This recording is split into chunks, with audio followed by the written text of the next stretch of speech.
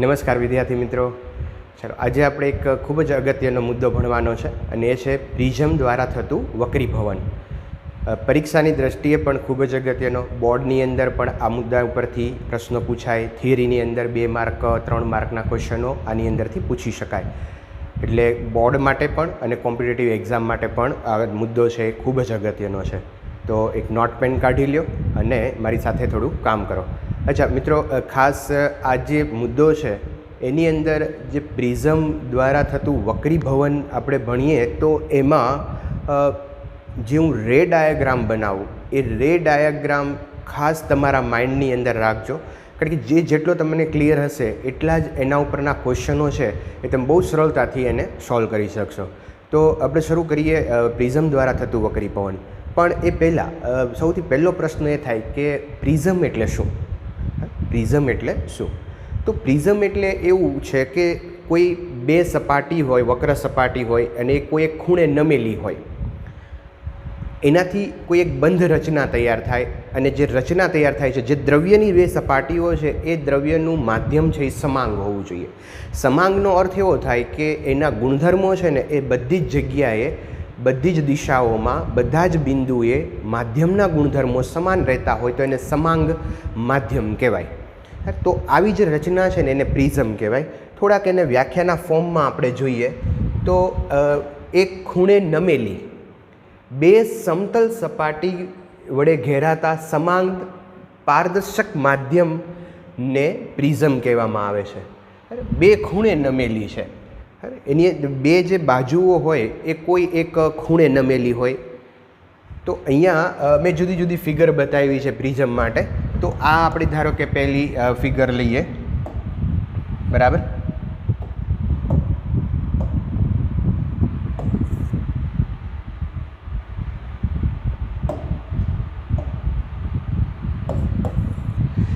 અચ્છા, અહીંયા તમે જુઓ તો 2 ખૂણે નમેલી એક સપાટી તમે આ લ્યો છો ધારો કે, અને એક બીજી સપાટી આપણે આ લઈએ. તો આ બંને છે એ એક ખૂણે નમેલી છે. એ જ રીતે એક સપાટી આ પણ લઈ શકાય, એક સપાટી આ પણ લઈ શકાય. તો આ પણ 2 ખૂણે એકબીજાને સમતલમાં 2 સમતલ સપાટીઓ છે પણ એક ખૂણે નમેલી છે, એમની વચ્ચે અહીંયા કંઈક ખૂણો બને છે. જો સમાંગ પારદર્શક માધ્યમને, હવે આ જે અહીંયા દ્રવ્ય જે લીધું છે, ધારો કે કાચ આપણે લઈએ તો આ જે માધ્યમ છે ને એ સમાંગ હોવું જોઈએ. એટલે કે માધ્યમના ગુણધર્મો છે, વક્રીભવનના જે વક્રીભવનાંકના ગુણધર્મો છે, એના શોષણના ગુણધર્મો છે, એ બધા જ બિંદુએ એક સમાન રહેવા જોઈએ. તો આ સમાંગ માધ્યમ લીધું છે. અહીંયા એક બીજું માધ્યમ છે પરિસર, જેને કહીએ હવા હોય, બરાબર. તો આવા આને આપણે પ્રિઝમ કહીશું. અચ્છા, પ્રિઝમ માટે એક બહુ મહત્ત્વની બીજી વસ્તુ અહીંયા ધ્યાનમાં રાખજો કે ધારો કે કોઈ પ્રકાશનું કિરણ અહીંયા આવે છે, અહીંયા આપાત થયું, અહીંયાથી વક્રીભવન પામ્યું અને અહીંથી પાછું એનું વક્રીભવન થયું ધારો કે, બરાબર. તો અહીંયાથી એકવાર વક્રીભવન થયું અને અહીંયા ધારો કે એનું બીજી વાર આમ વક્રીભવન થયું. તો તમે અહીંયા જોઈ શકો કે આ 2 સપાટીઓ છે, આ પહેલી સપાટી અને આ બીજી સપાટી, એ એકબીજાને સમાંતર નથી. તો 2 સમાંતર ન હોય ને એવી સપાટી દ્વારા પ્રિઝમ રચાય.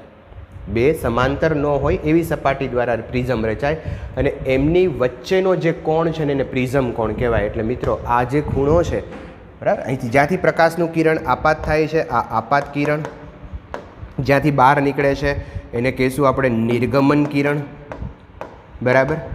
તો નિર્ગમન કિરણ અને આપાત કિરણ જે સપાટી પાસે થી નિર્ગમન અથવા આપાત પામે છે એની વચ્ચેનો જે આ ખૂણો છે એ ખૂણાને કહેવાય છે પ્રિઝમ કોણ અને એને આપણે એ વડે બતાવશું, બરાબર. અચ્છા, બીજી એક વસ્તુ અહીંયા સમજી લેજો કે ધારો કે કોઈ પ્રકાશનું કિરણ છે, અહીંયા આપાત થયું, આ સપાટીએ દોરેલો લંબ, અહીંથી એનું વક્રીભવન થયું, ફરી પાછું આ સપાટીએ દોરેલો લંબ અને અહીંથી કિરણ પાછું નિર્ગમન પામશે. તો મિત્રો આ જે 2 સપાટી છે એ પ્રિઝમ તરીકે બિહેવ નહીં કરે. શું કામ નહીં કરે? તો એનું રીઝન છે કે આ બંને સપાટી કેવી છે? સમાંતર છે. જો સમાંતર હોય તો આ જે રચના છે એ સ્લેબ તરીકે, સાદા કાચનો સ્લેબ તરીકે બિહેવ કરે. પણ જો કિરણ અહીંથી આ સ્થિતિમાંથી જો કિરણ આપાત થઈને અહીંથી વક્રીભવન નિર્ગમન પામીને બહાર નીકળવું હોય તો આ રચના છે એ પાછી પ્રિઝમ તરીકે બિહેવ કરે. તો પ્રિઝમ તરીકે બિહેવ કરવા માટેની જરૂરી શરત એ છે કે બે સપાટીઓ વક્ર સપાટીઓ એકબીજાની સાથે કંઈક ખૂણો બનાવતી હોય, સમાંતર ન હોવી જોઈએ, બરાબર. અહીંયા એક બીજી વસ્તુ જુઓ કે ધારો કે કોઈ પ્રકાશનું કિરણ અહીંયાથી આવે છે, અહીંયાથી વક્રીભવન પામી, અહીંથી ધારો કે આમ ગયું, બરાબર.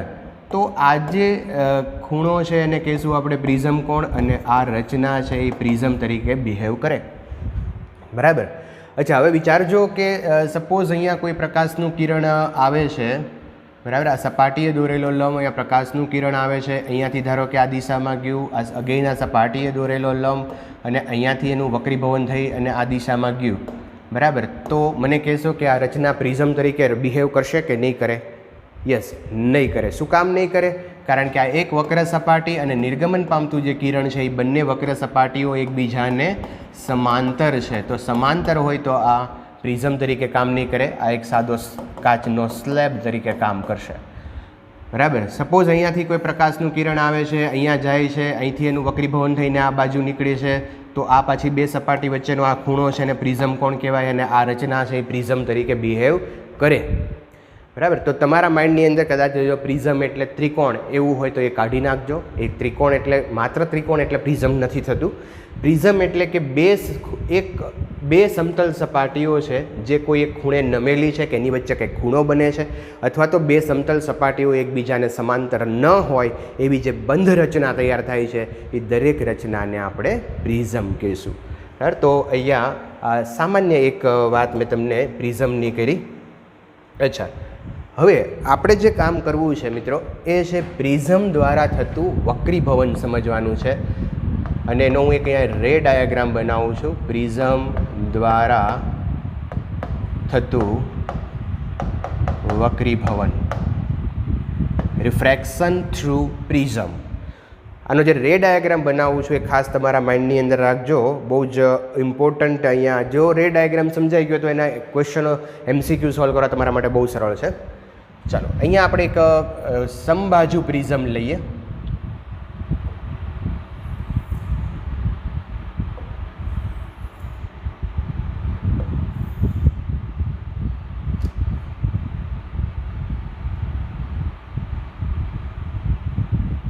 અચ્છા, ચાલો, હવે અહીંયા એક આપણે સમબાજુ પ્રિઝમ લીધો છે.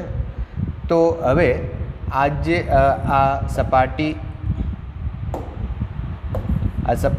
A B અને આ બીજી સપાટી છે એ AC સપાટી છે, બરાબર. અને એની વચ્ચેનો જે આ ખૂણો છે એને આપણે કહીશું પ્રિઝમ કોણ A. એક સમબાજુ પ્રિઝમ લીધો છે. આ વચ્ચેનું જે દ્રવ્ય છે એનો વક્રીભવનાંક આપણે લઈ લઈએ N2, અને આજુબાજુ જે પરિસર છે એનો વક્રીભવનાંક છે N1. N1 સામાન્ય રીતે હવા લઈ શકાય, જો હવા લ્યો તો એનો વક્રીભવનાંક 1 હોય.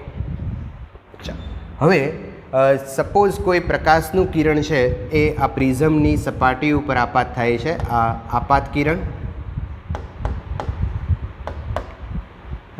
અહીંયા આ સપાટીએ દોરેલો લંબ, આને આપણે કહી દઈએ N1. અચ્છા, આ જે એંગલ છે સપાટીએ દોરેલા લંબ સાથે જે ખૂણો બનાવે છે એને કહીશું આપણે I છે એ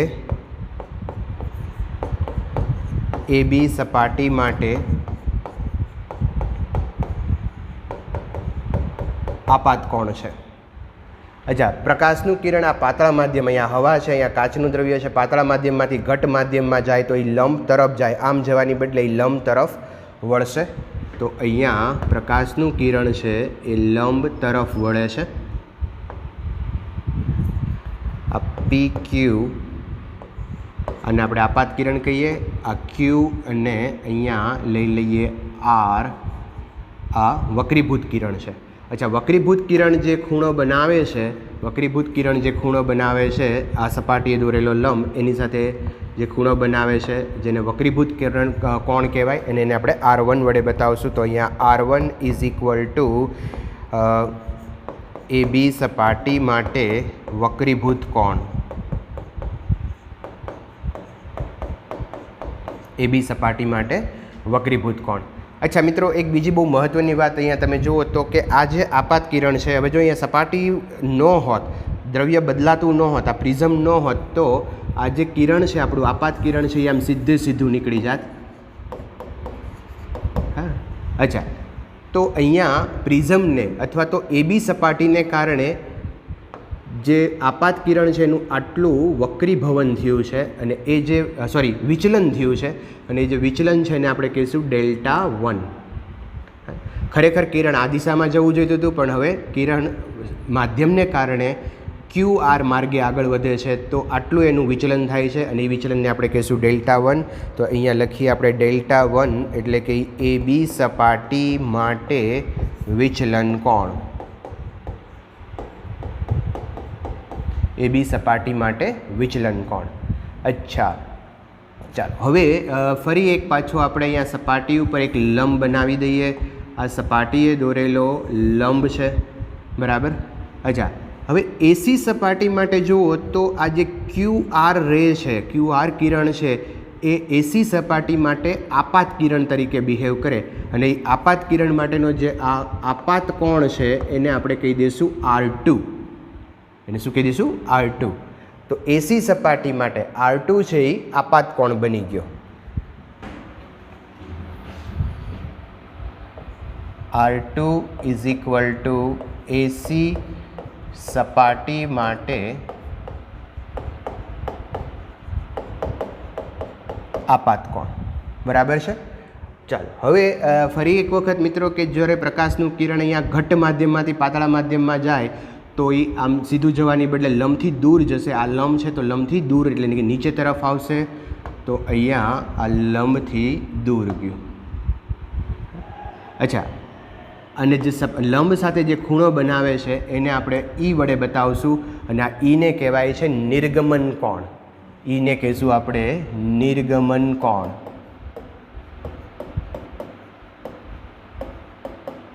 નિર્ગમન કોણ. અચ્છા, અને આ RS જે કિરણ છે, RS કિરણ છે, એને કહેવાય છે નિર્ગમન કિરણ. RS છે એને આપણે કહીશું નિર્ગમન કિરણ. અચ્છા, અહીંયા પણ તમે જોઈ શકો છો કે આ જે આપાત કિરણ છે એનું થોડું વિચલન થયું છે. એ વિચલનને મારે મેળવવું હોય તો હું અહીંયા આ જે આ નિર્ગમન કિરણ છે એને પાછળ આમ લંબાવી દો, બરાબર. તો આટલું એનું વિચલન થયું. એસી સપાટીને કારણે QR કિરણનું વિચલન જે થાય છે એને આપણે કહીશું Δ2. Δ2 ઇઝ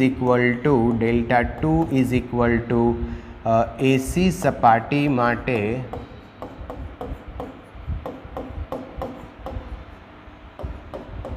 નિર્ગમન કોણ. એસી સપાટી માટે નિર્ગમન કોણ છે. અચ્છા, હવે બીજી એક બહુ મહત્ત્વની વસ્તુ જો, અહીંયા બે સપાટીને કારણે એનું વિચલન થયું. પહેલી સપાટીને કારણે એનું વિચલન થયું Δ1, બીજી સપાટીને કારણે એનું વિચલન થયું Δ2, અને બંનેને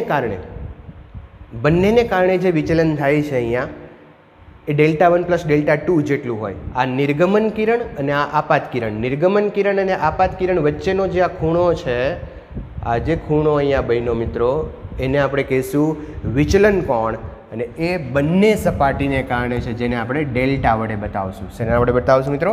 ડેલ્ટા વડે. તો ડેલ્ટા છે એ કુલ વિચલન કોણ છે.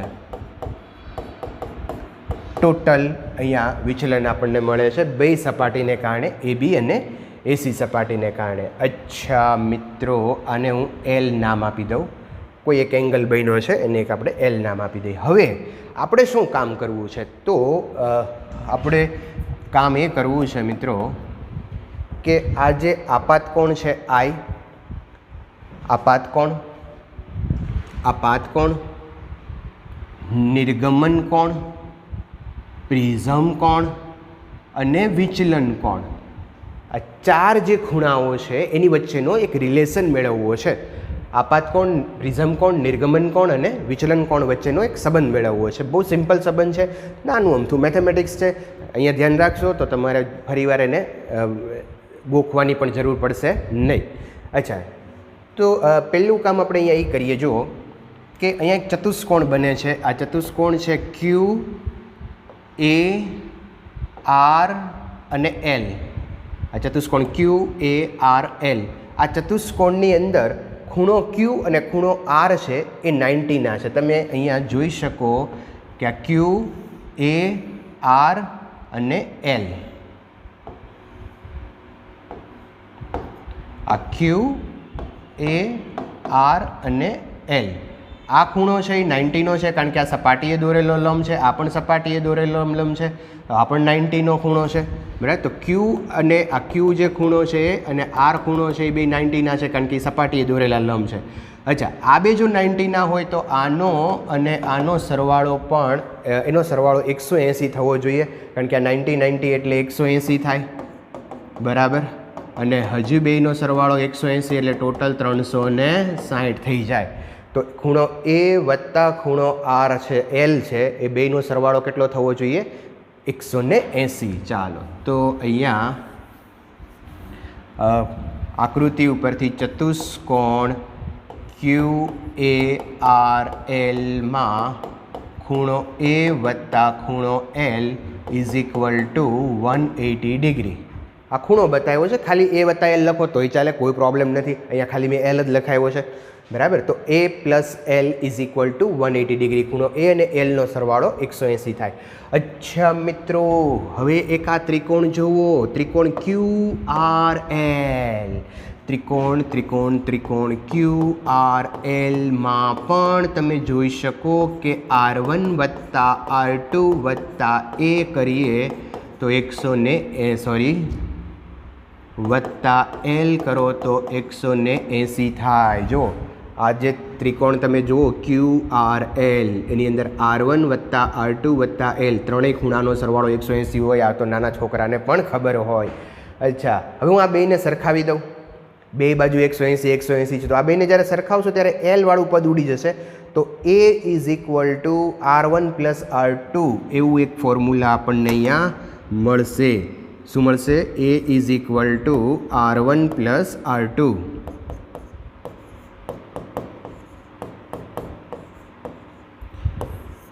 તો બહુ જ અગત્યનું ફોર્મ્યુલા આવી ગયું, આને યાદ રાખો, LBH. કોઈ પણ પ્રિઝમ માટે પ્રિઝમ એંગલ જે છે એ R1 અને R2 એટલે કે આ વક્રીભૂત અને આપાત કોણ છે એના સરવાળા જેટલો હોય છે. મિત્રો તમે રે ડાયાગ્રામ યાદ રાખજો, સિમ્બોલ નહીં. R1 R2 યાદ રાખો એવું જરૂર નથી, પણ આ બંનેનો સરવાળો, આ જે છે એ વક્રીભૂત કોણ છે, આ બીજી સપાટી માટે આપાત કોણ છે, વક્રીભૂત અને આપાત કોણનો સરવાળો છે એ પ્રિઝમ કોણ જેટલો થાય છે. તો એક બહુ જ અગત્યનું પરિણામ આવી ગયું, બરાબર. બહુ યાદ રાખવા જેવું પરિણામ છે. અને આપણે ઇક્વેશન 1 પણ કહી દઈએ. ચાલો હવે આગળ જઈએ મિત્રો. ચાલો હવે અહીંયા જે ટોટલ વિચલન ડેલ્ટા છે એ delta is equal to delta 1 plus delta 2. બહિષ્કોણ છે તમે જોઈ લો તો આ ખૂણો છે તો આ ખૂણો લેવાય નહીં, બે સામેના બે ખૂણાના સરવાળા જેટલો આ ખૂણો હોય. બહિષ્કોણ ઉપરથી પણ તમે લખી શકો. અને કુલ વિચલન છે એ બે વિચલનના સરવાળા જેટલું છે. Delta 1 plus delta 2 is equal to delta એટલે કુલ વિચલન. ઓકે, હવે આ એંગલ તમે જુઓ, આ એંગલ જે છે ને કયો, આ એંગલ એ આઈ છે. કેટલો છે? આઈ છે. તો આ આખો એંગલ પણ આઈ થવો જોઈએ, બરાબર. અચ્છા, તો આઈ ઇઝ ઇક્વલ ટુ લખાય R1 પ્લસ ડેલ્ટા 1. શું લખાય? અહીંયા હું નોટ લખું છું મિત્રો. આઈ is equal to R1 plus delta 1 અને આ delta 1 is equal two I minus R1. બરાબર છે? હા, બરાબર છે.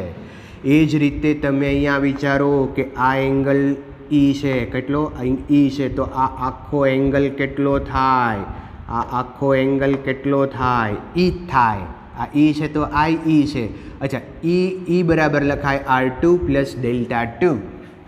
ઈ ઇઝ ઇક્વલ ટુ લખાય R2 plus delta 2 implies delta 2 is equal two E minus R2. ચલો, આ જે વેલ્યુઝ છે ડેલ્ટા 1 અને ડેલ્ટા 2ની, ડેલ્ટા 1 અને ડેલ્ટા 2ની વેલ્યુ અહીંયા મૂકી દઈએ આપણે. તો અહીંયા delta 1 is equal two I minus R1 plus E minus R2. અચ્છા, આઈ પ્લસ ઈ માઇનસ અહીંથી કોમન લઈ લઈએ R1 અને R2માંથી, તો R1 પ્લસ R2 થઈ જાય is equal to delta I plus E minus R1 plus R2 is equal to A. ઓહો, જો અહીંયા રિલેશન આવી ગયો, delta is equal two I plus E minus A. વિચલન કોણ, આપાત કોણ, નિર્ગમન કોણ, પ્રિઝમ કોણ, અને એની વચ્ચેનો આવો સંબંધ આવ્યો કે delta is equal two I plus E minus A. તો અહીંયા સુધીનો એક ક્વેશ્ચન તમને પૂછી શકાય. મારી દ્રષ્ટિએ મેથેમેટિક્સની સાથે બહુ જ જો ઇમ્પોર્ટન્ટ કોઈ વસ્તુનું હોય તો એ આ રે ડાયાગ્રામનું છે. આ રે ડાયાગ્રામનું છે. આ તમારા માઇન્ડની અંદર આની ક્લિયરિટી ખૂબ સારી હોવી જોઈએ. અચ્છા, હવે એક કામ કરીએ આપણે કે અહીંયા તમે વિચારો કે જો આપાત કોણ બદલો તો વિચલન કોણ બદલાય? ઓબ્વિયસલી બદલાય. આનો એક પ્રયોગશાળાની અંદર કરવાનો છે, અત્યારે નહીં. પણ આપાત કોણ જો ચેન્જ કરો તો વિચલન કોણ પણ બદલાય, અને એ જુદા જુદા આપાત કોણ માટે વિચલન કોણ કેટલો થાય છે એનો આલેખ આપણે બનાવવો છે. શું બનાવવું છે ભાઈ? એક આલેખ બનાવવો છે કે વિચલન કોણ વર્સિસ આપાત કોણ. જુદા જુદા આપાત કોણના મૂલ્યો માટે એક વિચલન કોણનો આલેખ બનાવવો છે. અને એ આલેખ છે ને કંઈક આવો આવે છે. જો કેવો આવે છે? કંઈક આવો આવે છે. અચ્છા, આલેખ છે એ તમને મિત્રો પ્રાયોગિક રીતે પ્રેક્ટિકલી મળતો હોય એટલે હું અહીંયા દોરી દઉં છું આલેખ, અને એ આલેખનું આપણે અર્થઘટન કરવાના છીએ. ઓકે, તો આલેખ છે ને કંઈક આવો છે. આલેખ છે એ આપણને કંઈક આ રીતે મળે છે. આમ પરવલય નથી મળતો, પણ શરૂઆતમાં આ રીતે ઉતરતો જાય, પછી મિનિમમ થાય ને પછી મેક્સિમમ થાય ને પછી પાછો થોડોક એક્સ અક્ષ અથવા તો આઈ જે આપાત કોણ છે એની અક્ષ તરફ ઢળતો જાય છે. પરવલય જેવો નથી. પણ આપણે એની માથાકૂટમાં નથી પડવાનું. આપણે જે આનું અર્થઘટન કરવું છે, તો હું પહેલું અર્થઘટન શું કરું છું સમજો. બહુ જ એક અગત્યની અર્થઘટન કરું છું અહીંયા. જો સપોઝ અહીંયા એક પોઈન્ટ લઈએ આપણે. આ પોઈન્ટ પાસે આપાત કોણ છે ને એ I1 છે. કેટલો છે? I1 છે. અને આ પોઈન્ટ પાસે ડેલ્ટા છે, ડેલ્ટા 1 છે. એ જ રીતે અહીંયા એક બીજો એક પોઈન્ટ લઉં આલેખ ઉપરનો, અને એ પોઈન્ટ પાસે તમે જુઓ તો આપાત કોણ બદલાઈ ગયો, I2 થઈ ગયો, અને વિચલન કોણ ન બદલાણો.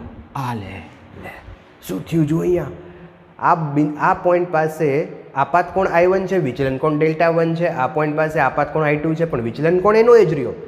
તો બે જુદા જુદા આપાત કોણ માટે વિચલન કોણ કેવો છે? સમાન છે.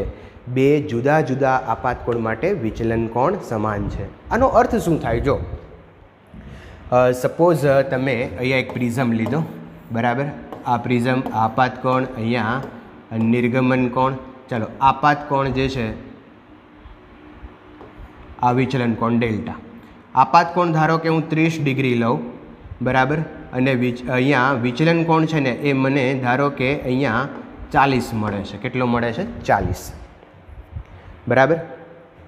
ઓકે, અચ્છા, અહીંયા નિર્ગમન કોણ છે ને એ નિર્ગમન કોણ ધારો કે હું 65 લઉં, બરાબર. નિર્ગમન કોણ છે એ 65 લઉં, તો ત્યારે તે મને આપાત કોણ 40 જ મળે છે.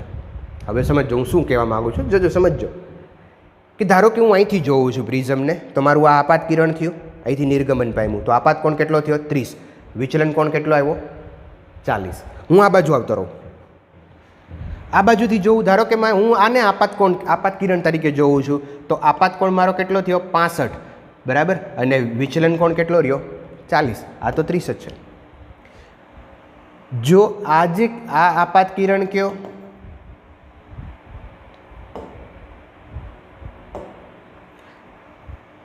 આ આપાત કિરણ કહીએ, આ નિર્ગમન કિરણ કયો? તો વિચલન 40 છે. આપાત કોણ કેટલો છે? 30. અચ્છા, પણ હું આને આપાત કોણ કહી દઉં, આને આપાત કોણ કહી દઉં, તો આ નિર્ગમન કોણ બની જશે, અને વિચલન કોણ તો કેટલો રહેશે? 40 ને 40. સમજ્યા તમે મિત્રો? ફરી એકવાર સમજો કે હું અહીંયાથી અહીંથી જો કિરણ આપાત થતું હોય તો વિચલન કોણ ડેલ્ટા છે, બરાબર. આપાત કોણ I છે. પણ હું આ બાજુથી જોઉં અને કિરણ આમ જતું હોય તો આપાત કોણ કેટલો થઈ જશે? ઈ જેટલો. આ નિર્ગમન કોણ બની જશે અને વિચલન કોણ તો કેટલો રહેશે? ડેલ્ટા જેટલો છે. તો આપાત કોણની બે જુદી જુદી કિંમત આવી અને વિચલન કોણ કેવો રહ્યો? સમાન. તો એનો અર્થ શું થાય? હવે હું અર્થ કહું છું મિત્રો. એનો અર્થ એવો થાય કે જે આપાત કિરણ છે ને એને એના એ જ માર્ગે તમે પાછું વાળી શકો છો. આપાત કિરણ જે છે એને એના એ જ માર્ગે આપણે પાછું વાળી શકાય છે. આનું અર્થઘટન આવું થાય કે આપાત કોણની બે જુદી જુદી કિંમતો માટે જો વિચલન કોણ સમાન રહેતો હોય તો આપાત કોણ છે આપાત કિરણ છે એને એના એ જ માર્ગે આપણે પાછું વાળી શકીએ છીએ. તો બહુ જ અગત્યની એક નોટ અહીંયા મેં તમને કીધી કે આપાત કોણના બે જુદા જુદા મૂલ્યો માટે વિચલન કોણ સમાન રહે છે, માટે આપાત કિરણને તે જ માર્ગે પાછું વાળી શકાય. બરાબર છે? હા, બરાબર છે. હવે હજી એક બહુ મજાની વસ્તુ છે આમાં. શું છે? જો એક આ બિંદુ તમે લ્યો. આ બિંદુ પાસે અહીંયા જે વિચલન કોણ છે એ ધારો કે એને હું કહી દઉં એમ. એમ એટલે મિનિમમ. જો અહીંયા વિચલન કોણ મેક્સિમમ હશે, પછી ઘટતો ઘટતો ઘટતો ઘટતો ઘટતો ઘટતો અહીંયા મિનિમમ થાય, પછી પાછો ઇન્ક્રીઝ થતો જાય, વધતો વધતો વધતો વધતો વધતો જાય છે. અહીંયા મિનિમમ થાય છે. અચ્છા, અહીંયા આપાત કોણ ધારો કે આઈ છે. બરાબર. તો આપાત કોણની તો એક જ વેલ્યુ મળી. અહીંયા તો બીજી વેલ્યુ મળશે નહીં. આપાત કોણની એક જ વેલ્યુ મળશે. જો અહીંયા કેમ તમને બે મળતી હતી વેલ્યુ? આપાત કોણ I1 હોય ત્યારે વિચલન કોણ Δ1, અહીંયા I2 હોય ત્યારે વિચલન કોણ Δ1. પણ આ પોઈન્ટ પાસે જાઓ તો આપાત કોણ I છે ત્યારે વિચલન કોણ ડેલ્ટા છે. તો આ પહેલું વાક્ય ખોટું ના, એને ખોટું તો નથી પાડવું આપણે. તો શું કરવું? તો જો સમજજો, બહુ મજાનું એક કામ કરું હું. અહીંયા આ પરિસ્થિતિ ક્યારે પોસિબલ થાય? તો જો અહીંયા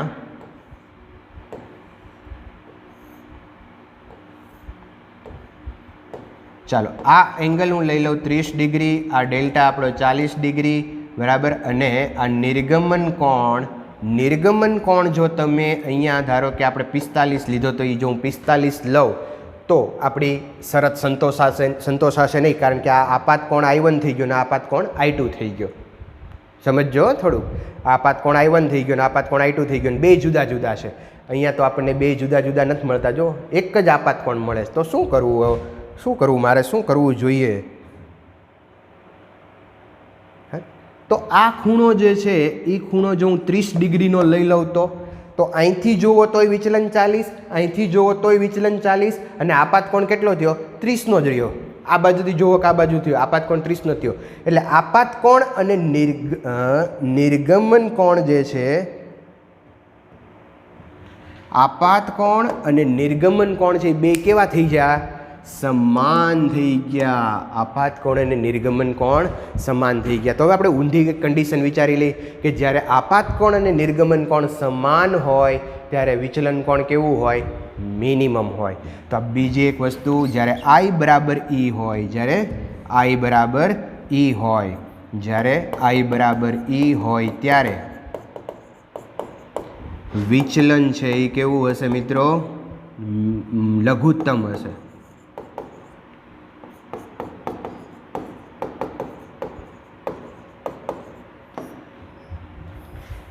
ડેલ્ટા બરાબર ડેલ્ટા એમ થાય.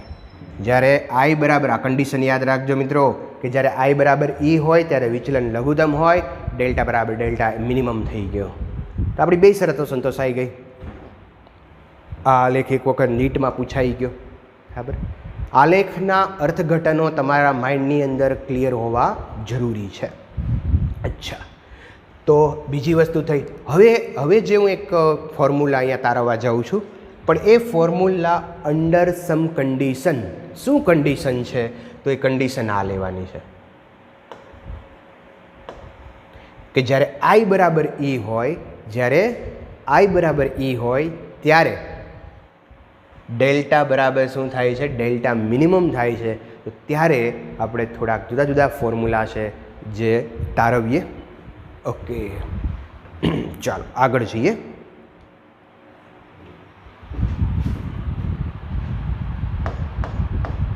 મિત્રો ખાસ યાદ રાખજો કે હું જે હવે ફોર્મ્યુલા તારવું છું કન્ડિશનમાં તારવું છું કે જ્યારે I બરાબર E થાય I બરાબર E થાય ત્યારે ડેલ્ટા બરાબર ડેલ્ટા એમ હોય, ડેલ્ટા બરાબર ડેલ્ટા એમ હોય, બરાબર. તો હવે આપણે આ સમીકરણ અને તમે સમીકરણ નંબર 1 કીધું છે, ધારો કે આ સમીકરણ નંબર 2 છે, તો હું સમીકરણ 2ની અંદર ઈની જગ્યાએ આઈ મૂકી દઉં અને ડેલ્ટાની જગ્યાએ ડેલ્ટા મિનિમમ મૂકી દઉં, બરાબર.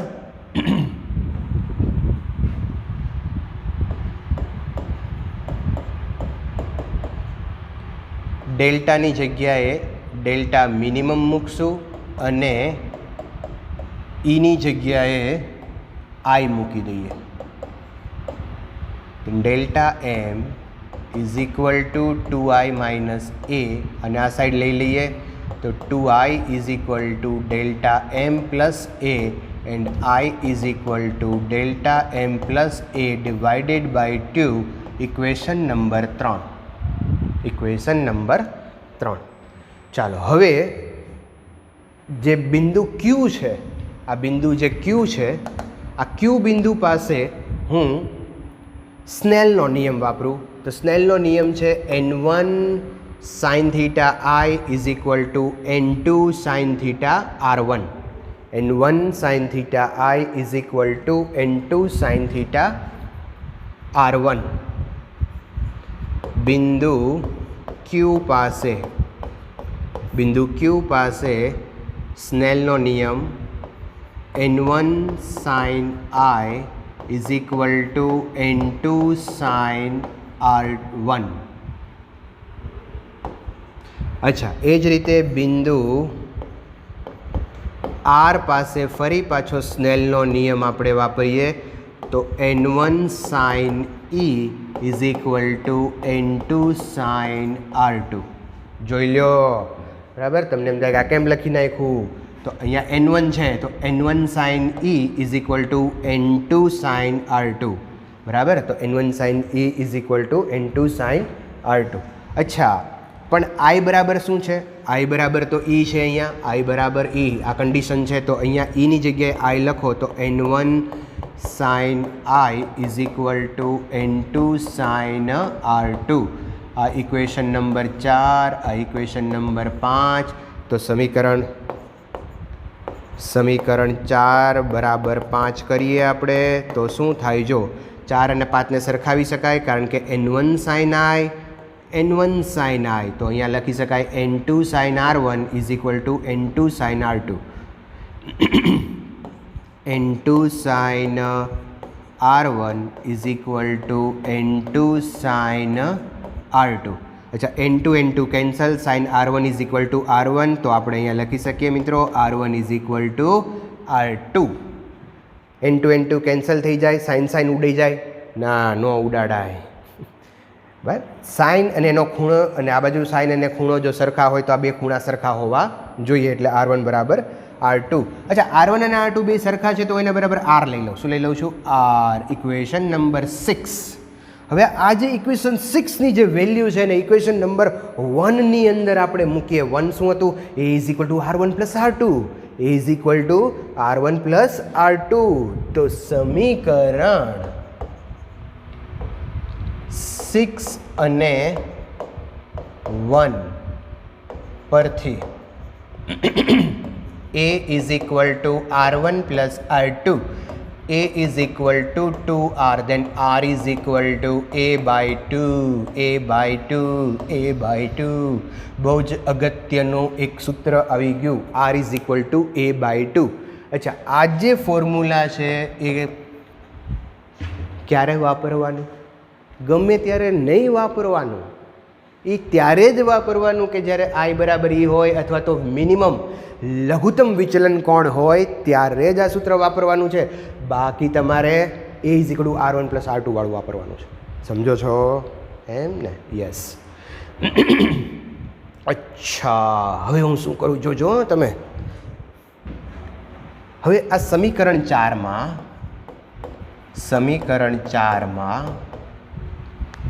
સમીકરણ 3 આ એક I1 અને R1ની કિંમતો મૂકીએ. R1 એટલે R એટલે આ. સમીકરણ 4માં સમીકરણ 3 અને 7ની કિંમત મૂકતા, શું મૂકતા અથવા મૂકો. ચાલો તો N1 sin I કેટલો છે તો કે delta M plus A plus delta M/2 is equal to N2 sin A/2. N2 sin R1 એટલે R અને R એટલે A/2. અચ્છા, ચાલો અહીંયા N2 upon N1 કરીએ. N2 upon N1 is equal two sin A plus delta M/2 upon sin A/2. આવું થાય જ ને. N2 upon N1 is equal two અને આના છેદમાં લઈ લીધું. તો મિત્રો આ ફોર્મ્યુલા પણ તમે યાદ રાખજો. અચ્છા, N2 upon N1, N2 એટલે શું છે? જે ગ્લાસ છે ને એનો વક્રીભવનાંક છે. શું છે? અને N1 એટલે શું છે? તો કે આજુબાજુનું જે પરિસર છે ને એનો વક્રીભવનાંક છે. તો પરિસર તરીકે અહીંયા આપણે હવા લીધેલી છે એટલે એને હું આમ પણ લખું, કારણ કે ક્યારેક એવું બને કે એ પ્રિઝમને પાણીમાં મૂકી દેવામાં આવે. જો પાણીમાં મૂકી દેવામાં આવે તો અહીંયા શું લખાય? Ng. ગ્લાસ તો ગ્લાસ જ રહેવાનો, પાણીમાં હોય કે હવામાં હોય. અને છેદમાં શું આવશે? પાણીની બદલે વોટર, NW. શું આવે? NW. Ng upon NW થઈ જાય. શું થઈ જાય? Ng upon NW. યસ. તો આ ફોર્મ્યુલા યાદ રાખજો, આ તમારા માઇન્ડમાં રાખજો. આના ઉપરથી આપણે દાખલા ગણવાના આવે. અચ્છા મિત્રો, હજી એક કન્ડિશન હું અહીંયા લઉં. શું કન્ડિશન લઉં છું? તો કન્ડિશન એવી લઉં છું કે જે એંગલ બને છે અહીંયા, સાઇન સાથેનો જે એંગલ બને છે, પ્રિઝમ જે આપણે લઈએ છીએ એ પ્રિઝમનો જે પ્રિઝમ કોણ છે ને એ ખૂબ નાનો લઉં છું. બરાબર? નાના પ્રિઝમ કોણ માટે. અચ્છા, નાનો પ્રિઝમ કોણ લ્યો? એંગલ જો નાનો લ્યો તો મિત્રો sign theta is nearly equal to theta લઈ શકાય? હા, લઈ શકાય. આ એપ્રોક્સિમેશન છે, સન્નિકટતાના મૂલ્યો છે, નજીકના મૂલ્યો છે જે આપણે લઈ શકીએ. તો અહીંયા હું લઈ લઉં છું મિત્રો, જો N2/N1 is equal to A plus delta M/2 upon A/2. એ સાઇન ઉડાડ્યા નથી, પણ જો એંગલ નાનો હોય તો sine theta is nearly equal to theta, sine theta is nearly equal to theta, એટલે A plus delta M/2 A/2 એવું લખ્યું છે અહીંયા. અચ્છા, આ by 2